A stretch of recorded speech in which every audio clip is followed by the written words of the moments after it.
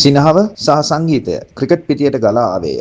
වැඩිහිටි කාන්තාවන් පිරිසක් ක්‍රිකට් පිටි අතැතිව සෙල්ලම් කරමින් සිටියා පමණක් නොව වයස, සෞඛ්‍ය සහ මහලු විය පිළිබඳ සාම්ප්‍රදායික සංකල්පද වෙනස් කරමින් සිටින්නීය. නැගෙනහිර උගන්ඩාවේ ග්‍රාමීය ප්‍රදේශයක හරිත කෙතක් ක්‍රිකට් පිටියක් බවට පත් වූ අලුත් කතාවක් පිළිබඳ ලොව පුරා අවධානය දිනාගතය. ක්‍රිකට් ගහන ආච්චිලා ලෙස හැඳින්වෙන මෙම කණ්ඩායමට මුලදී ක්‍රීඩාව ගැන කිසිම අදහසක් තිබුණේ නැත. නමුත් දැන් ක්‍රිකට් ක්‍රීඩාව මහලු වියට සම්බන්ධ රෝග, මානසික ආතතිය සහ තනිකම ජය ගැනීමට ඖෂධයක් බවට පත්ව ඇතැයි පැවසීමට මෙහි ඇති විශේෂත්වය වේ. වයස අවුරුදු 50 90 අතර මේ කාන්තාවන් උගන්ඩාවේ වාණිජ අගනුවර වන කම්පාලා සිට කිලෝමීටර් 80ක් පමණ දුරින් පිහිටි ජින්ජා දිස්ත්‍රික්කයේ හරිත කෙතක් ක්‍රීඩා පිටියක් බවට පත්කොට සෑම සෙනසුරාදාවකම රැස් වෙති. ඔවුන් වලලු කර දක්වා දිග ඇඳුම් අදින අතර ඔවුන්ගෙන් බොහෝ දෙනෙකුගේ පාදවල සපත්තු නොමැත. නමුත් ඉතින් මොකද්ද ඔවුන්ගේ කණ්ඩායමේ සමාජිකයන් අතර සෑම පහරක් සහ සෑම දිවීමක් ඇති කරන උද්‍යෝගය දැක්වීමට අවට සිටින අයට සුන්දර දසුනක් බවට පත්ව ඇත.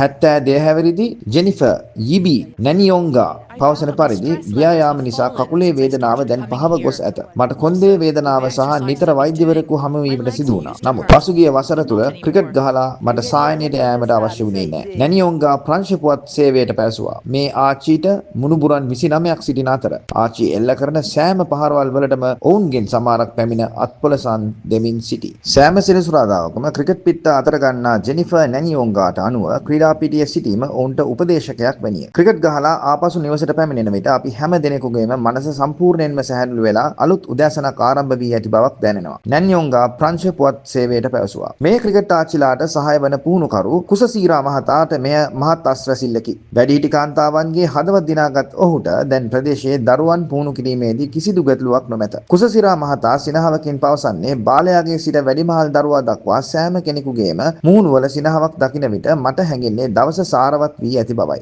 ලෝක සෞඛ්‍ය සංවිධානය WHO අනුව බෝ නොවන රෝගවලින් සිදුවන මරණ වලට ප්‍රධානම හේතුව වන්නේ ශාරීරික අක්‍රියතාවය වන අතර ලොව පුරා වැඩිහිටි කාන්තාවන් මේ සම්බන්ධයෙන් වැඩි අවධානමක සිටි. උදාසීන ජීවන රටාව නිසා ගෝලීය මහජන සෞඛ්‍යාංශ වසරකට ඩොලර් බිලියන 27ක් පමණ බෝ නොවන රෝගවලට වැය කරමින් සිටිති. මේ ආච්චිලාගේ ක්‍රිකට් ක්‍රීඩාව වැඩිහිටි කාන්තාවන් 10 දෙනෙකුගෙන් පමණ ආරම්භ වී ඇත.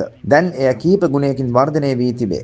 සිත් ගන්නා කරුණ නම් මෙම මොළ පිරීම මුලින් ළමයින් සඳහා ගෙන තිබුණි. නමුත් පුහුණුකරු ඇරොන් කුසසීරා මුලින් දුටුවේ වැඩිහිටියන් ක්‍රීඩාව ගැන එතරම් නොදන්නා නිසා ළමයින් ක්ෂේත්‍රයට යැවීමට පසුබට වී ඇති බවයි. මේ නිසා වැඩිහිටියන් ක්‍රීඩාවට සම්බන්ධ කර ගැනීමට ඔහු තීරණය කළේය. ඒ අනුව පුහුණුකරු මුලින් ආච්චිලා කීප දෙනෙකු අතට ක්‍රිකට් පිත්ත හුරු කරේය. භෞතික ප්‍රතිලාභ වලට අමතරව ක්‍රිකට් පිටිය දැන් ඔවුන්ගේ සමාජ අන්තර්ක්‍රියා සඳහා මධ්‍යස්ථානයක් බවට පත්ව ඇත. පැට්‍රීෂියා නම් වයෝවෘද්ධ කාන්තාව පවසන්නේ ඔබට නිවසේ තනිව සිටින විට ඔබේ හිස පුරවන්නේ කරදර වලින් පමණක් බවයි. නමුත් ඔබ ක්‍රීඩා පිටියට ගියොත් ඔබට මිතුරන් සමග කතා කර ඔබගේ අදහස් බෙදා ගන්න පුළුවන් වෙනවා. ගෙදර ඉන්නවට වඩා ඒක කොයිතරම් දෙයක්ද යනුවෙනි. මේ ක්‍රිකට් ආච්චිලා එම සංඛ්‍යා ලේඛනයට ක්‍රීඩාව තුළින් අභියෝග කරමින් සිටිති.